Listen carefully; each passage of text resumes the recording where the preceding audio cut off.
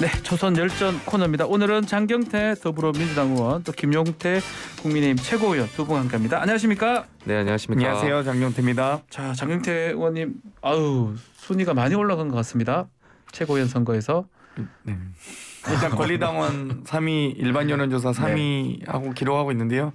저같이 평당원 출신의 여러 가지 민주당의 혁신을 주장하는 분들이 더 많이 성과를 냈으면 좋겠다라는 염원이 있는 것 같습니다. 우리 김용태 최고위원 보시기에 다 같은 이제 젊은 정치인들이잖아요. 어떻습니까? 상대당의 우리 젊은 정치인이 좀 잘 되고 이럴 때는 양당이 젊은 정치인들이 잘 되는 건 되게 중요하다고 생각되고요. 한쪽 당만 돼서도 안 된다고 생각하고 한쪽 당이 잘 되면 또 반대쪽 당도 같이 나아가는 거니까요. 그렇죠. 그게 중요하죠. 자, 이준석 대표 얘기는 잠시 후에 해보기로 하고요. 그걸 해야 됩니다.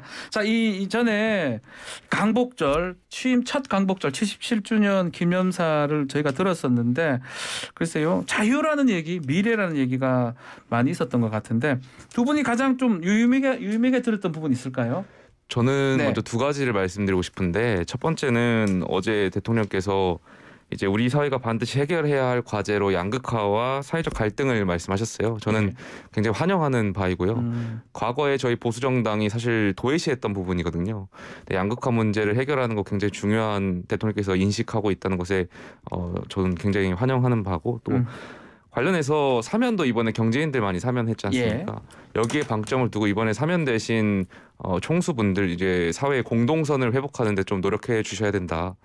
그런 역할이 있다고 생각되고요. 두 번째로는 강론에서 일본과 북한 문제를 꺼내셨지만 어쨌든 동북아 안정에 대한 방점을 찍으신 거라고 저는 생각합니다. 경제 부분 또 안보 안정 부분까지 말씀 주셨는데 장경태 의원께서는 어떻게 보셨습니까? 네, 취임사에서 담대한 계획을 예고한 지 98일 만인데요. 사실 일제의 강제동원 피해자 배상 문제라든지 여러 가지 중요한 현안은 언급이 없었습니다. 한마디도 없었고요. 이 자유만 33번을 외치시는데 여러 가지 지금 한일 관계가 지금 윤 대통령께서 강조하고 있는 법치이고 보편적 가치인지 다시 되묻고 싶습니다. 역사를 왜곡하고 우리 명예를 짓밟고 있는데 일본 비위를 맞추는 게 뭐가 중요한지 정말 반성과 사죄, 일본의 반성과 사죄가 먼저 아니겠습니까? 정말 최소한 우리가 후손에게 부끄럽지 않은 조상이 되었으면 좋겠다고 생각하고요. 지금 강제성이 없었다, 전쟁 범죄가 아니었다, 교과서에서 삭제하라, 소녀상 철거하라 이렇게 이야기하고 있는 일본과 무슨 힘을 합쳐 나아가야 될 이웃입니까? 이웃도 이웃 나름이죠. 그렇기 때문에 저는 최소한 저희가 일본 간에 저희가 아주 굳이 나쁘게 할 필요는 없겠지만 최소한 일본이 예의를 갖출 때만이 예의와 태도를 좀 갖출 때만이 저희도 거기에 대해 호응하는 것이지 지금 일본 어제 이 기시다 총리를 비롯한 이런 우익들이 이 우익도 아닙니다. 현 정부죠. 정부 지도부가 국무위원들이 강요가 지금 야스쿠니 신사 참배를 포함한 여러 가지 지금 A급 전범들이 있는 참배하고 있지 않습니까? 이런 상황에서 무슨 한일 관계가 가능하겠습니까? 장경태 의원님 전당대회 중이셔서 목 많이 쓰실 것 같은데 좀 하시고 감정이 너무 지금 일본이 왜 이렇게 화가 나셨어요?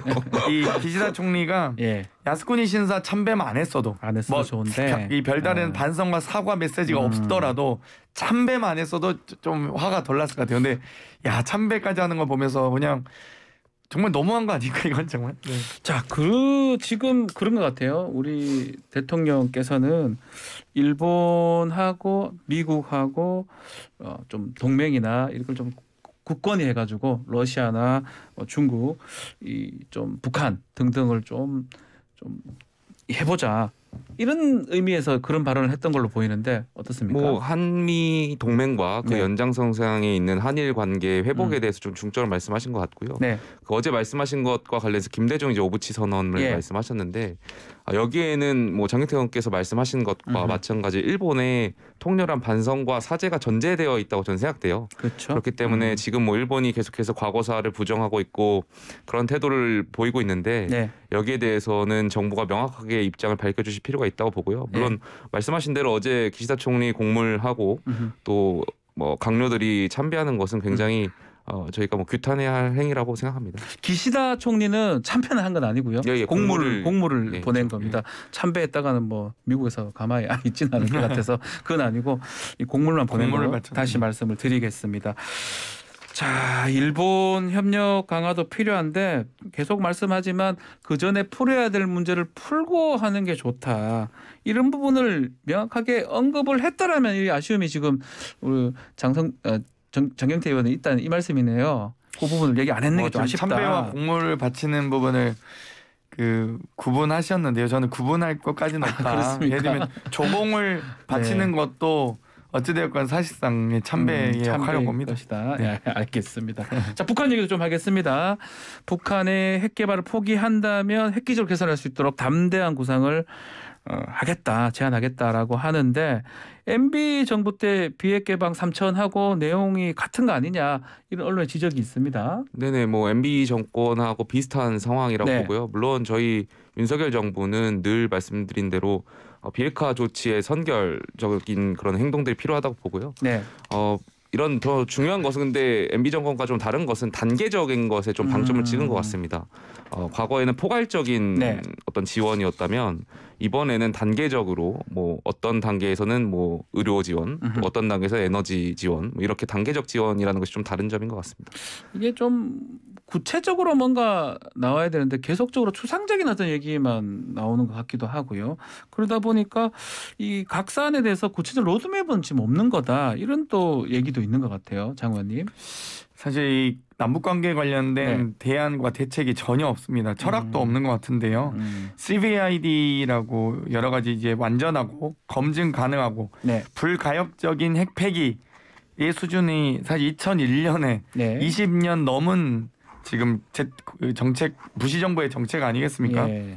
저희가 햇볕 정책 했을 때 이 정부가 민주당 정부가 햇볕 정책에서 핵 개발했다라고 이야기하셨는데 그럼 이명박근혜 정권 비핵 개방 3천부터 뭐 통일은 대박론 이런 말도 안 되는 정책 하시면서 그럼 북한은 ICBM, SLBM 다 개발한 겁니까? 그러니까 결국 이 북한의 핵 개발 문제는 유엔이 지금 대북 제재하고 있고요. 네. 미국이 대북 제재하고 있습니다. 여러 가지 이 국제사회 공조 속에서 해결해야 될 문제고 지금 미국도 해결하지 못하고 있는데 한국 정부의 문제는 아니고요. 최대한 한국의 정치력, 외교력을 발휘해서 2018년 당시에 이 한미 간의 정상회담 3차례, 북미 간의 정상회담 3차례를 하면서 정말 노력을 많이 했습니다. 그렇게 관계 개선을 위한 노력과 창의적인 상상력, 대책들을 강구해야 되는데 지금 아무것도 하지 말자는 얘기군요. 네. 비핵 개방 3천에서 단 한 걸음도 나아가지 못한 이 MB 정부에서 나왔던 2008년 지금 대책을 가지고 지금 15년이나 지났는데 논의하는 것 자체가 문제가 있다 보고요. 어찌됐건 윤석열 대통령께서 정말 국정 운영에 대한 진정성 있는지 다시 한번 궁금하지 않을 수 없습니다. 저는 네. 이 방향이 맞다고 생각됩니다. 예. 당연히 북한이 핵을 먼저 포기한다라는 선결 조건이 있어야 저희가 경제 지원이 가능한 거고요. CVID 말씀하셨는데 그건 윤석열 정부의 접근이 아니라 전 세계 유엔 차원에서 미국을 비롯해서 많은 국가들이 인정하고 있는 지금 대북 제재이니까요. CVID는 좀 필요하다라고 생각됩니다. 알겠습니다. 과거에 뭐 문재인 정권은 반대로 하다 결국에는 위장평화쇼만 계속 있었던 거 아니겠습니까? 저는 이 알겠습니다. 부분은 반드시 필요한 부분이라고 생각합니다. 자, 윤석열 대통령 이제 100일 취임식을 앞두고 있습니다. 여론조사를 보면 뭐 대체적으로 잘하고 있다가 한 28%, 또 못하고 있다 67%. 최근 대체적 지지율하고 흐름하고 같습니다. 근데 부정평가의 가장 큰 이유가 대통령 본인이다가 46.2%, 윤핵관이다가 19.7%입니다. 자, 이 내용은 KBS가 한국리서치에 의뢰해서 17일 취임을 앞두고 12일, 14일간의 조사한 내용이고요. 자세한 내용은 중앙선거 여론조사의 홈페이지를 참조하시면 됩니다. 자, 두 분이 여론조사 부분 어떻게 보고 계시는지요? 윤석열 본인이 46.2% 거의 과반에 이르고 있습니다. 그렇죠. 많은 국민들께서 정확하게 보고 계시다 보고요. 지금 아직 취임 100일 이제 앞두고 있지 않습니까? 바로 이제 내일인데요. 100일도 안 됐는데 지지율 30%도 안 됩니다. 인사 참사, 경제 파탄, 국정 파괴. 인사 같은 경우도 지금 장관 4명이 낙마했고 이미 교육부 장관은 이제 본인이 또 사퇴했습니다. 또 보건복지부 장관은 아직도 있지도 않습니다. 지금 코로나 상황에서 방역 대책 있습니까 지금? 네. 장관도 없는데요. 또 국정 시스템도 인사검증을 법무부에서 하기로 했는데 이 인사 참사에 대해서 한동훈 법무부 장관이 뭐 어떤 책임을 지고 있습니까? 지금 이 국민의힘은 집권 여당은 비상사태를 선언하고 있는데 이 정부는 아무 무대응으로 일관하고 있다. 이상민 장관의 행안부 경찰국 신설 과연 여기에 대해서 이런 방구 지금 이야기도 없지 않습니까? 어찌되었건 이 여러 가지 인사검증도 무너지고 있고요. 인사참사도 일어나고 있고요. 여러 국정 시스템도 무너지고 있는데 여기에 대해서 아니 집권 여당은 비상사태인데 대통령실과 정부는 내각은 전혀 비상 상황이 아닙니다. 도대체 이 온도차를 어떻게 해야 될지 한쪽은 온탕 한쪽은 냉탕 도대체 뭐가 맞는 겁니까? 물어보고 싶습니다. 네, 답변 주실 수 있습니까? 저는 이 여론조사를 네. 보면서 민심이 무섭다라는 거 좀 느꼈고요. 제가 대통령께서도 아마 인지하고 계실 겁니다. 네. 그 지난번에 당 지도부와 대통령과의 오찬에 갔을 때 대통령실에 갔더니 대통령 책상 위에 더 벅 스탑스 히어리라는 명패가 있었거든요. 모든 책임은 내게 있다라는 명패인데 대통령께서도 아마 인지하고 있으실 거라고 보고요.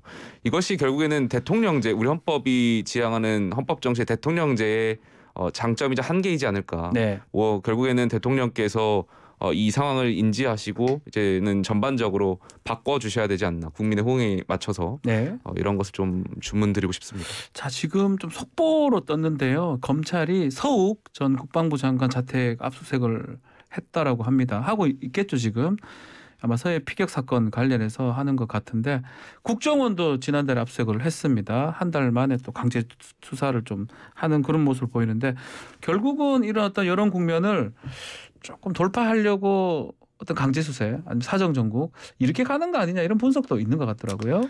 뭐 예상했던 대로고요. 네. 사실 지금 본인의 국정 운영 관련된 뭐 철학과 지식이 부족하다고 생각하셨는지 어쩐지 모르지만 결국 수사로밖에 남의 허물을 집어내서 본인의 허물을 덮는 것밖에 못하는 건 아니겠습니까? 사실 지금 수해 피해가 났을 때도 아니 저층 아파트가 침수당하고 있는데 본인은 성공적으로 퇴근했다. 이런 정말 얕은 국정 철학과 인식으로 과연 어떻게 국민의 문제와 삶을 고민할지 지금 고유가, 고물가, 고환율, 고금리 국민들께서 지금 사중고를 겪고 계신데요. 그런 상황에서 여러 가지 경제 문제에 대한 고민, 민생 문제에 대한 고민 어떤 대책이 있을지 정말 걱정만 있습니다. 문재인 정부만 뭐 여러 가지 흠집을 내서 먼지털이해서 과연 본인의 지지율이 올라갈 수 있다고 생각하는지 국민은 이미 정권 교체로 심판을 하셨습니다. 과거 정부를 답습하지 말고 네. 또 과거 정부와 다른 모습을 보이라고 하셨는데 과거 정부 허물 찾아내서 본인의 지지율을 높인다는 게 어떻게 말이 되겠습니까? 그렇죠. 자세한 내용은 또 이어진 뉴스에서 좀 알려드릴 텐데 뭐 김용태 최고께서 하실 말씀 있습니까? 저는 뭐 여기에 대해서는 특별히 네, 압수수색을 조사를 하는 거니까요. 지켜보도록 하고요. 자, 이제 이 얘기를 아마 두 분이 준비를 하셨을 것 같아서 바로 가겠습니다. 지난주 토요일 있었던 이준석 대표의 기자회견 상당히 후폭풍도 있고요. 두 분 좀 짧게 유명하게 들었던 부분 좀 들어보고 다시 이야기 좀 이어가겠습니다. 김용수 최고는 뭐 가장 눈여겨봤을 것 같기도 하거든요. 저는 결과적으로 이제는 여당 내에서 죄송합니다. 여당 내에서 건강한 비판 담론을 어떻게 수용하고 담아낼 것인가가 네. 시대 정신이 아닌가, 시대 과제가 아닌가 이런 생각됩니다. 물론 필요한 기자회견이었다. 그러니까 뭐 관련해서 여당 내에 어떤 건강한 비판이 형성되고 수용된다면 네. 국민들께서는 사실 여당의 목소리 더 귀 기울일 거거든요. 여당 내의 어떤 야당 역할 같은 네. 야당이 말씀하시는 그런 것은 반대를 위한 반대로 보실 거고 이러한 것이 잘 자리가 잡는다면 국민께서 더 정권을 계속해서 유지하고 하는 데 있어서 더 역할에 힘을 쏟고 해주시지 않을까 생각합니다. 장경태 의원께서는 유의미하게 들었던 부분이 있을까요? 저는 이 XX 저 XX란 말 속에 다 들어있다고 봅니다. 예. 윤핵관이 당 대표를 예. 가짱게 본 거 아니겠습니까? 솔직히 예. 이게 아무리 동료 의원이든 동료 정치인끼리도 사석에서도 이렇게까지 표현 못합니다. 사실 웬만해서 그분은 조금 저랑은 안 맞습니다. 혹은 그분은 조금 저랑 성향이 좀 다른 것 같습니다. 이 정도로 이 싫음을 표현하지 이렇게 원색적으로 그것도 대통령 후보가 당 대표에게 이런 정도 발언을 하는 건 상상할 수가 없습니다. 사실. 네. 그런데 이 말 속에 대통령 후보가 당대표 가짜게 생각하는구나라고 모든 분들이 다 인식했을 것 같아요. 이런 표현은 동료 의원들끼리도 쓰는 표현이 아닙니다. 네, 정말. 자, 그러면 이번에 기자회견 이 대표의 기자회견이 또 하나의 또 내부 총질일 수도 있고 아니면 이 여론을 좀 반절시킬 수 있는 성공적 여론전이었다. 그거는 또 어떻게 평가하는지 두 분은요? 뭐 어쨌든 저는 그 기자회견에서 가장 의미를 두고 네. 싶은 부분은 윤핵관의 이 모든 책임이 결국 윤핵관에 있었다는 거예요. 윤핵관한테 있다. 그러니까 예. 이 물론 윤리위 징계를 통해서 당 대표가 이 비상 상황이라는 말도 안 되는 상황에 원인을 제공했을 수는 있어요. 예. 그러나 결과적으로 모든 책임은 결국 윤핵관한테 있는 거 아니겠습니까? 예를 들면 3주 전에 윤리위가 징계가 나왔을 때 네. 그때 비상 상황을 하고 최고위원들 총사퇴를 주장했더라면 사실 최고위원 총사퇴를 하지 않을 이유가 명분이 없진 않았겠죠. 근데 네. 그때 권성동 원내대표께서 직무대행 체제이다. 당대표는 돌아올 수 있다. 사고 상황이다. 거리가 아니다. 예. 직무대행을 최고위에서 인정받았고 의원총회에서 추임받았잖아요. 그런데 2주 3주 동안 원내대표를 비롯한 윤핵관들이 계속해서 실수를 했고 예. 이것을 무마하는 과정에서 민주주의를 다 훼손한 거 아니겠습니까? 모든 책임은 결과적으로 저는 윤핵관한테 있다. 처음부터 끝까지 윤핵관한테 책임이 있다라고. 원인이 대표한테 있을지 보시는 모를지라도 것 예. 자, 이게 기자회견은 잘한 거라고 보십니까? 어떻게 보십니까? 뭐 이제 막다른 절벽 벼랑 끝에 이준석 대표가 서 있는 예. 이준석 대표의 선택이라고 보는데요. 예. 사실 지금 이준석 대표가 대선 지선을 이겼습니다. 뭐 물론 그 사이에서 이 대통령 후보였던 윤석열 대통령 후보와 여러 가지 이 갈등이 있었을 수는 있습니다만 저는 세 차례에 걸친 패싱 과정, 당대표 네. 패싱 과정이 있었거든요. 입당도 몰랐고 뭐 여러 가지 이 대선 경선 과정에서 일정도 모르고 뭐 한두 번이 아니죠. 당무 거부라고 하는데 보고 받을 당무가 없었다는 건 아니겠습니까? 여러 가지 이제 그런 사안들이 있었는데요. 대선 지선 이겼습니다. 어찌됐건. 그리고 나서 그 이후에 윤리 갑자기 회부가 돼요. 그리고 나서 이 여러 지금 현직 원내대표가 이 대통령실 사적 채용을 인증하는 발언들을 합니다. 압력을 가했다는데 했다. 그 이후에 또 대통령의 텔레그램이 존재한다는 것 자체도 국가 보안 사항일 텐데 극비 기밀일 텐데 대통령의 텔레그램이 공개가 됩니다. 예. 아니 이 과정에서 지금 대선 지선 이후에 이준석 대표가 한 일이 있습니까 지금? 뭐 내부 총질한 게 있습니까? 근데 왜 징계 회부됐죠? 혹은 지금 그 징계 회부된 사실이 품위유지 위반이라고 하는데 사실관계가 지금 확인됐습니까? 이미 대선 전에 그러니까 대선 전에 이 제기가 된 일인데 네. 작년의 일이죠. 작년에 제기가 됐는데 한 유튜브를 통해서. 근데 그 제기됐을 당시에는 그러면 품위유지가 위반이었으면 대선 경선 과정에서 혹은 대선 이 본선 과정에서 품위 유지를 못했다라고 징계를 할 수는 있죠. 그렇죠. 만약에 예. 대선 때 승리를 위해서. 근데 다 끝났어요. 이제 끝난 일인데 지금 이렇게 본인들의 실수를 이걸로 덮는다. 이건 정치적인 도의도 안 맞고요. 그리고 조금 말씀드리면 직무대행이 네. 직무대행은 결국 이 당대표 임기를 한시적으로 직무대행을 한 이유가 당원권 정지 당대표가 당원권 정지였기 때문에 직무대행이 있습니다. 근데 이 직무대행이 복귀를 할 예정이 있는 당대표를 대신해서 다른 비대위원장을 임명한다? 네. 권한 밖의 일이죠. 권한 대행이 아니고 이건 직무대행이기 때문에 직만 대행할 수 있는 거지 권한을 행사할 수는 없습니다. 근데 이걸 당원 당규로 바꾼다는 게 말이 안 되죠. 문제가 많다. 의원님 저희 예. 당에 너무 관심이 많으신 것 같은데 그 민주당의 민영배 의원 복당에 대해서도 한마디 저는 하시고 민영배 의원님 복당 당원 그 찬성합니다. 80조 바꾼다는 거에 대해서 좀 목소리 저는 내주시고 완전 해주십시오. 찬성합니다. 좀. 뒤에 이제 페이스북에 다 올려놨습니다. 뒤에 있으니까 네, 한번 다 하기가. 근거가 있습니다. 고의 질문 한번 드려볼게요. 정말 충격적인 발언이 이 XX 저 XX 얘기를 들었다. 정말 당내에서 우리 김용태 최고위원도 그런 얘기 혹시 들은 적이 있을까요? 이런 뭐 기자분들 네. 통해서 저도 뭐 건네 들은 적은 있습니다. 예. 내부적으로는 그런 어떤 제가 직접 들었진 않았고요. 비토 분위기가 있다라는 걸 다 좀 내부적이라고 하기에는 좀 과도한 것 같고요. 예. 윤핵관들 사이에서 그랬겠죠. 근데 저희 원내 의원분들이 뭐 그렇게 또 기득권적인 의원분들만 있는 것은 또 아니거든요. 네. 저희 원내 의원분들 중에 굉장히 상식적이고 어떤 국민을 섬기려고 하는 그런 기본 자세가 돼 있는 의원분도 계시기 때문에 그런 분들 사이에서는 그렇지 않았던 것 같습니다. 가장 뭐 참신하게 들렸던 얘기 중에 하나가 윤핵관 의원들, 이른바 윤핵관 의원들이 수도권에 좀 험지 출마하라 이런 얘기 했더라고요. 보니까 권성동, 장제원, 이철규, 강릉, 부산, 이철규 의원 또 어디죠? 하여튼 동해 삼척. 저기 동해입니다. 동해죠. 어떻게 들으셨습니까? 그게 무슨 의미가 있을까 싶습니다. 의미가 저는 없습니까? 그 지금 뭐 거론하신 그 예. 의원분들께서 민주주의를 훼손하신 것, 절차 민주주의를 훼손하고 이거에 대해서 통렬하게 반성이 먼저야 되지 않나. 그러니까 왜 정치를 하고 정말 헌법 1조에 나와 있는 국회의원들 국민을 섬기고 무서워해야지. 권력자만 쫓아왔던 그분들의 어떤 그런 것에 대해서 반성이 먼저 되지 않나 생각합니다. 좀 뭐 어디 험지 출마 이게 문제가 아니라 더 좀 정상적으로 해야 된다. 글쎄요, 국민의힘 당내에서는 이준석 대표 이렇게 기자회견을 한 거에 대해서 여론은 긍정적입니까, 부정적입니까? 뭐 당연히 윤핵관이라고 네. 이른바 네. 말씀하신 그런 의원분들 사이에서는 부정적이겠지만 네. 당내 많은 상식을 이야기하고 말씀하신 대로 이 민주주의의 어떤 기본 원칙에 대해서 사수하신 분들 굉장히 많거든요. 네. 또 젊은 세대에 대해서도 또 이런 데서 또 긍정적으로 보시는 분들이 있기 때문에 네. 좀 비등비등한 것 같습니다. 예, 알겠습니다.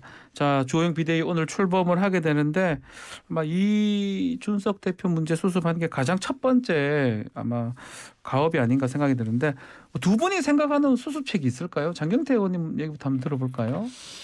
뭐 잠깐 이 말씀 하나만 예, 드리고 싶은데요. 말씀 주호영 주십시오. 대표 뭐 여러 가지 철교원 네. 등의 이 험지 출마, 험지 출마. 수도권 예. 출마 이야기하셨었는데 예. 그 이미 당 대표 경선 과제에서 이 발언이 있었죠. 주호영 당시 후보가 태산을 올라본 사람이 당을 잘 운영할 수 있다 했는데 이준석 대표가 803만 올라보지 않았냐. 근데 사실 이준석 그 당시 경제했던 나경원 후보 입장에서 억울할 수 있거든요. 아니 서울에서 출마했으니까 당이 떨어졌지. 대구 출마하셨으면 두 분 다 되셨을 거예요. 나경원 님도. 네. 그래서 좀 이 부분 좀 말씀드리고 싶고 결국 비대위 인선을 아무리 잘한다 한들 과연 전당대 일정을 이준석 당대표의 당원권 정지가 끝나는 6개월 이후까지 유지할 수 있을 것이냐 네. 이게 문제라고 봅니다. 비대위 어떤 위원회 인선보다도 비대위의 기간이 과연 6개월 후까지 유지될 수 있을 것이냐. 소위 전당대회가 이준석 복귀 시점까지 할 수 있냐. 이게 지금 저는 관건이라 보고요. 네. 어떤 식으로 구성할지는 뭐 한번 지켜봐야 될 것 같습니다. 전당대회 포함해서 수습책 한 말씀 주시죠. 저는 이미 비대위가 지금 네. 뭐 수해 현장에서 물의를 일으켰고 예, 벌써 관련해서 좀 이런 상황이라면 저는 여당의 비상 상황 굉장히 적어야 돼 기간이 적어야 된다고 생각하고 아하. 빠르게 조기 전당대회를 치를 수 있도록 비대위가 준비해야 되지 않나. 그러니까 지금의 비대위는 어떤 역할을 하기보다는 조기 전당대회를 칠 수 있는 어떤 그런 준비를 위한 비대위가 되어야 된다. 그래서 빨리 정상적으로 정당성 있는 지도 체제가 자리 잡아서 국정 운영을 뒷받침해야 된다 생각합니다. 이준석 대표가 뭐 창당하지 않겠다고 얘기는 하지만 유승민 전 의원하고 연대해서 신당을 만드는 등등 얘기들은 계속 되고 있습니다. 두 사람의 어떤 창당이라든지 연대 가능성도 있는 겁니까? 창당의 가능성 거의 없다라고 보고요. 그렇습니까? 예, 왜냐하면 창당이라는 것이 굉장히 어렵고 또 현실 정치에서 쉽지 않은 부분이기 때문에요. 네. 뭐 어제 이준석 대표가 뭐 방송에 나가서는 오히려 이제 윤핵관 분들이 창당할 수 있다라는 가능성도 그분들이 창당을 한다고요? 예, 뭐 말씀하셨던 것 같은데 오히려 그게 더 가능성이 있다고 저는 그렇게 생각해요. 보십니까? 만약에 그렇게 된다면 저희는 뭐 이준석 대표나 뭐 유승민 의원이나 다 국민의힘 안에서 본인들의 어떤 정치적 입지를 다져 나가겠죠. 쫓아보낸다는 이런 말씀을 들리기도 하고요. 지금 유승민 대표가 이 지지율 1위 나오고 네. 이준석 대표가 2위 나와서 맞습니다. 그렇게 생각하신 것 같은데요. 네. 제가 보기엔 그렇게 될 가능성 매우 낮고요. 윤핵관 분들이 아마 전당대회 룰 바꿀 겁니다. 지금 현재 국민의힘 전당대회 룰에서는 예를 들면 여론조사 지금 예. 국민 여론조사 50대 당원 여론조사 50 예비 경선이고 네. 당원 70%거든요. 그렇죠. 근데 이제 당원 70으로 부족하다고 생각할 수도 있습니다. 그래서 여러 가지 전대룰 변경을 포함한 뭐 당대표도 쫓아내는 마당에 뭐 전대룰이 문제겠습니까? 김용 최고위원이 답변을 잘 안 하십니다. 요 질문 한번 드려볼게요. 비대위 이제 구성이 되는데 누가 합류될지 뭐 몇몇 거론이 되긴 하던데 가장 이제 눈에 띄는 게 권성동 원내대표도 합류를 할지 어떻게 됩니까? 권성동 원내대표께서 그 비대위원회에 앉아 계신다면 그 정말 비상 상황 아닙니까? 코미디라고 보고요. 국민들 누가 납득하실 수 있겠습니까? 아까도 말씀드렸지만 이 책임이 권성동 원내대표한테도 있는데 예. 그 최고위원들은 다 사퇴했는데 저 빼고 전 사퇴 안 했으니까요. 나머지 분도 사퇴했는데 원내대표라는 분이 그 비대위원회 합류한다? 예. 그건 상식적으로 말이 안 되죠. 예. 우리 장경태 의원도 그렇게 보시는 겁니까? 좀 두 분이 뭐 거의 생각이 비슷하신 것 같기도 하고요. 그러니까 이제 이거 뭐 어떤 여야 진보 보수를 떠나서 네. 이 정치적 도의와 민주주의의 절차라는 게 있습니다. 방금도 제가 권한대행은 권한을 행사할 수 있지만 직무대행은 딱 직만 행사할 수 있기 때문에 네. 비대위원장에 대한 위임이 어렵다. 이건 근데 본인들이 당원 당규를 바꿔서 했으니까 뭐 그렇다 쳐도 권성동 원내대표는 직무대행에서 내려왔습니다. 근데 직무대행은 원내대표이기 때문에 당의 승계서열 2위이기 때문에 했는데 네. 아니 직무대행은 포기할 수 있는데 원내대표를 유지한다는 건 사실 이 민주주의 절차상 맞지는 않죠. 예. 비대위원장을 사퇴한다는 건 그러니까 당대표 직무대행을 사퇴한다는 건 원내대표를 사퇴한다는 의미와 같아야 되는데 그걸 살라미식으로 분리해서 사퇴할 수 있는지는 참 저도 처음 겪는 일이라 이런 이 민주당 대한민국의 정치사에 참 길이 남을 일이었습니다. 자, 내일 첫 이준석 대표의 그 효력정지 가처분 신문 기일이 정해졌습니다. 참 이것도 참 어떻게 될지 저도 사실 법조인이지만 궁금한데 어떻게 되실 것 같습니까? 모르겠습니다. 저는 반반이라고 생각이 드는데 글쎄요, 김영재 최고위원님 어떻게 보십니까? 이 결정도 중요하지만 결정이 어떻게 나든지 간에 국민의힘이 상황이 참 만만치 않을 것 같기도 하고요. 예, 뭐 일단 국민들께 정말 죄송스럽고요. 어쨌든 어떤 방향이든지 예. 이 당의 혼란을 빨리 수습하고 정말 이 시간에도 많은 국민들이 힘들어하고 어려워하고 있는데 이런 민생을 돌볼 수 있는 방향으로 나아가야 된다. 법원의 판단이 어떻게 되든 존중해야겠죠. 뭐 어쨌든 간에 이 남부지법 그 합의부죠. 이쪽이 정치 관련된 가처분 신청을 주로 하는 곳입니다. 그래서 저는 그게 변수가 아닐까 개인적으로 그렇게 생각을 하는데 어떻게 보십니까, 장희태 의원님? 관례상 정당의 여러 가지 공천 과정이나 의사결정 구조를 네. 법원이 보통 이 정당의 자율권을 보장해야 된다는 식으로 많이 판결을 해왔잖아요. 네. 그래서 대부분 인용한 사례가 없는데 근데 이번 경우 같은 경우는 절차상 하자가 너무 명백하고 아무리 정당의 자율권이 존중되고 보장받아야 됨에도 불구하고 결국 정당 또한 대한민국에 있는 여러 법인격 중에 하나 아니겠습니까? 네. 기업이든 사단법인이든 또 정당이든 결국 이 대원칙을 위반하는 것까지 과연 자율권으로 존중할 것인지 그렇게 따지면 기업에서도 여러 가지 어떤 이 민법상의 절차들 다 어기고 여러 이 이사를 갑자기 바꾼다든지 네. 갑자기 이사장을 교체한다 뭐 이런 것들이 참 가능하게 되는 것 아니겠습니까? 그래서 아무튼 참 이 부분은 저도 그러니까 법조인께서도 모르신다고 하니까 저도 분명히 관례상은 쉽진 않을 텐데 이 정도까지 하자를 과연 법원이 자율권의 범위에 넣을 것이냐 이건 참 모르겠습니다. 저도 지켜보기로 하겠습니다. 네. 시간이 얼마 안 돼서 민주당은 요새 하는 게 짧게밖에 못 다룰 것 같습니다. 민주당 얘기를 다시 좀 저희 드리겠습니다. 국민들께서 별 관심이 없으셔가지고 민주당이. 알겠습니다. 자, 민주당이 민주당 하도 즐겁게 싸우고 있어서 전당대회 지금 하고 있는데 뭐 장경태 의원은 선전을 하고 계시는 것 같고요. 자, 최근에 장 대표 선거에서 강훈식 의원이 지금 사퇴를 했습니다. 조금 뭐 빨리 사퇴한 거 아니냐 이런 얘기도 있습니다. 어떻게 보시는지요? 저도 강훈식 의원님 사실 스타일상 네. 되게 또 묵묵하게 본인의 위치에서 역할을 하시는 분이기 때문에 완주를 하실 거라고 사실 개인적으로 예상했습니다. 예, 오히려 예. 단일화를 부정적으로 봤던 근거 중에 하나가 강훈식 의원님 스타일상 완주하시는 스타일이라서 굳이 어떤 이합 집산이나 혹은 단일화에 응하지는 않을 거다라고 봤는데 저도 예상 밖에 좀 빠른 사퇴이셨고요. 또 충남에서 2위를 하는 등의 선전을 그렇죠. 했습니다. 그렇기 때문에 좀 하실 거라고 봤는데 아무튼 또 본인께서 또 여러 가지 미랄의 역할을 하시겠다고 하기 때문에 그 부분에 대해서까지는 뭐 존중합니다. 너무 이재명 의원의 그 지지도가 높다 보니까 또 그렇게 된 거 아닌가 싶은 저는 적도 뭐 있어요. 민주당 이야기긴 하지만 조심스럽게 말씀드리면 글쎄요 저는 이해할 수가 없습니다. 이해할 수가 없다. 그러니까 지금 와서 사태가 무슨 의미가 있는지 그렇다고 박용진 의원과 단일화를 하신 것도 아니고 뭐 그렇기 때문에 정치인이 늘 도전을 하는 데 있어서는 직에 대해서 끝까지 갈 특별한 사유가 없는 한 유지해야 될 의무가 있다고 소명이 있다고 생각되는데 네. 이제 와서 갑자기 이렇게 내려놓으신다면 저는 무슨 의미가 있는지 잘 모르겠습니다. 자, 속보를 다시 한 번 더 말씀드리겠습니다. 서훈 전 국정원장 압수수색을 했었고요. 또 박지원 전 국정원장 자택도 지금 압수수색을 하고 있다고 합니다. 자세한 내용은 이어진 뉴스에서 다시 시간에 알려드리도록 하고요. 그게 지금 결국은 법무부 장관의 시행령으로 뭐 법안 무력화시키는 거랑 연관성은 있는 것 같습니다. 어떻게 보십니까? 짧게 좀 말씀 부탁드릴게요. 뭐 지금 어찌되었건 이 시행령이 법이 정한 틀 내에서 어떻게 이 시행을 해야 될지 네. 시행 세칙 아니겠습니까? 사실상 근데 이 시행령이 법이 정한 권한을 넘어서는 행위를 한다면 말 그대로 바꿔서 말하면 저희가 국회에서 법을 제정할 때 네. 헌법이 정한 범위를 벗어나서 법을 정하는 것 가깝거든요. 그렇기 때문에 이 부디 시행령이 이렇게 월권을 행사하는 초법적인 권한을 행사하는 거는 막아야 됩니다. 이건 문제가 너무 심각합니다. 알겠습니다. 저는 뭐 절차와 원칙을 중요시하는 보수 정당의 일원으로서 상위법 존중의 원칙 당연히 중요하다고 보고요. 중요한데, 다만 이번에는 이게 그것에 해당되는지는 좀 다퉈야 될 지켜봐야 여지가 될 있다. 것이다. 알겠습니다. 자, 오늘 말씀은 여기까지 듣도록 하겠습니다. 지금까지 장경태, 김용태 의원 두 분과 함께했습니다. 감사합니다. 감사합니다. 감사합니다.